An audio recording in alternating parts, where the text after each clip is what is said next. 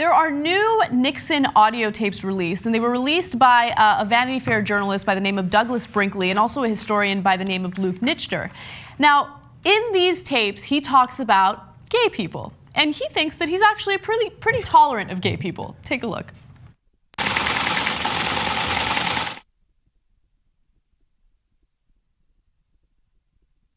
Let me say something before we get off the gay thing. I don't want my views misunderstood.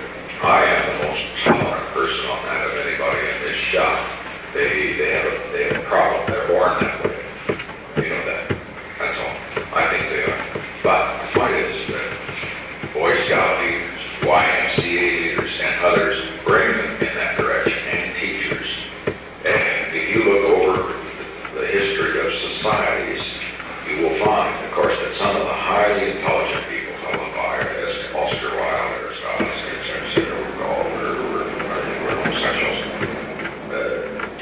Nero, of course, was he the public wedding and with a boy in Rome. But the point is, look at that. Once a society moves in that direction, the vitality goes out of that society. Now, right, Henry?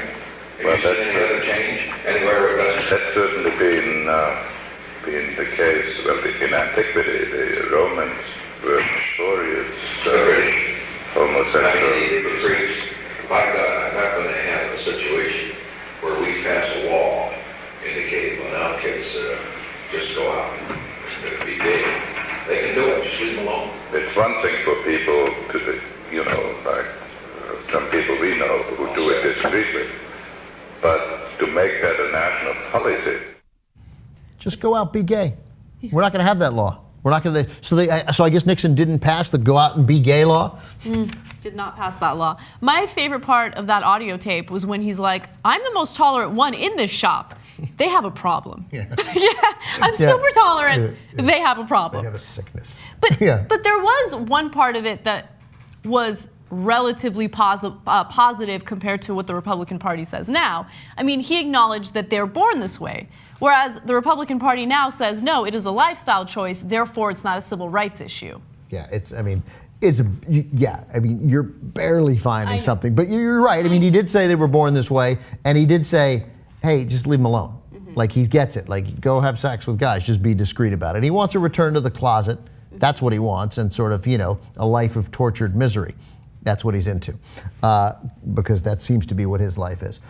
Sam Ervin, who led the Watergate investigation when he retired from the Senate, when he left Congress in 1974, wanted to sort of summarize what Watergate really was. And he said this: Watergate was to destroy, insofar as the presidential election of 1972 was concerned, the integrity of the process by which the President of the United States is nominated and elected. To destroy the election, to subvert the election. That was the intent of Watergate. So the guys out there like Ben Stein and a lot of other Nixon apologists who've out there now, and as we get further away, there's a little tiny renaissance for Nixon. He's the worst president we ever had. He was a common criminal, a bad criminal, but the worst kind of criminal in a sense. He wasn't common, I should say, because he was powerful and loved and didn't consider any alternative other than using his power to subvert the law. We have not had a president close to him since. Some of the sins of Bush and Cheney are bad. They are not Nixonian. Never believe an ounce of hype from Ben Stein is the only guy on the tip of my tongue, so he's going to bear the brunt of this. I get it. If you worked for him and go, he was a criminal, I liked him anyway, and he did some good things. I can't really argue with that. Right. But don't forget that this guy tried to, in a sense, destroy our republic. He was comfortable with destroying the very things that make America great. He was a prisoner. He should have spent his life in prison. He should have died in prison. Just really quick, because some of the things that people forget. You think about Watergate. Take the anti-war movement as the country turned against Vietnam, correctly against Vietnam. He ordered the investigation of anti-war protesters, doing NSA shit that we now think is outrageous. He had their mail read. He, again, no warrant, but wanted them investigated. Just a little thing. When Ellsberg released the Pentagon Papers, to break into Ellsberg's office, to dig up dirt on him, to destroy his reputation, while the guy had been arrested and was under indictment for espionage. Like, you got him. You got him. You caught him. But they wanted to break into his office and do that. He feared Teddy Kennedy as a potential challenger in 1972. So he wanted Teddy Kennedy investigated. Followed the President of the United States, asking essentially common thugs to follow Teddy Kennedy around. Then when Teddy got a Secret Service protection in 1972, Nixon wanted to get one of his guys, a loyal Secret Service agent who'd retired, reactivated and put on Kennedy's detail so he could report to Nixon what Kennedy was doing, because ultimately what he wanted was pictures of Teddy Kennedy with a woman in a compromising position. Wow. Use the IRS, the thing that Republicans wanted to be true about this IRS scandal now, wanted the IRS, ordered Ehrlichman, the Attorney General, wanted the IRS to investigate and look at the tax returns of Democratic candidates. The most basic thing there is of political corruption.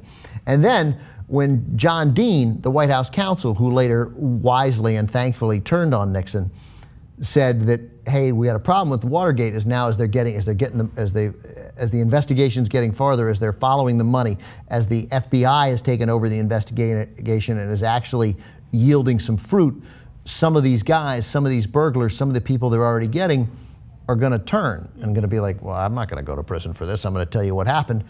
And so the president asked Dean, what do we need to pay these guys who've been arrested to get them to lie to the cops? Wow. I mean, and ultimately, the dean thought, I think, $1 million. And he was like, can you get that cash through their slush funds? I mean, it's unreal. I'll add on to the many, many things that you listed. I mean, the Schaefer report, right, where he commissioned a study on marijuana, and the report indicated that it didn't have any real health consequences or public safety consequences. And Nixon took the report, ripped it up, and he amplified the war or the prohibition on marijuana. So the only thing that makes that not as bad is that he didn't then order the IRS to investigate Schaefer. But by the way, if there'd been a movement to release the report anyway, he would have done that. Yeah. The best thing, and I repeat this, I've told this story before, but always remember this about Dick Nixon. Common criminal, worst president we've ever had. Every apologist for him is wrong. When Arthur Bremer shot George Wallace in 1972, Nixon sent guys, Nixon, not a Nixon aide, Nixon sent guys to Bremer's house to plant McGovern literature in his house so it would seem like a McGovern supporter tried to kill a major presidential candidate. And they reported back that the FBI was already there and they couldn't do it. I mean, the worst. You can't make excuses for this guy. And it turns out he hates gays too.